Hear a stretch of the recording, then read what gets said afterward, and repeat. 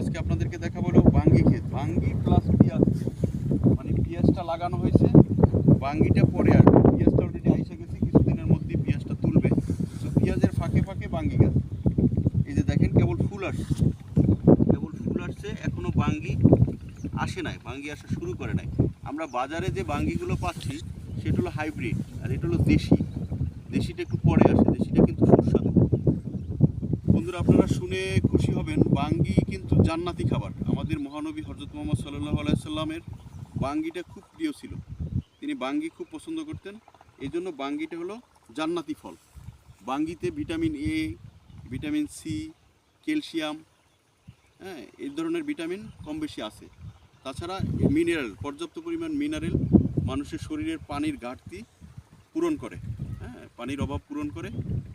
তো ঠিক আছে বন্ধুরা, আবার যখন বাঙ্গি ধরবে তখন আমরা এসে আর একটা প্রোগ্রাম করব। হ্যাঁ, তো ভালো থাকবেন।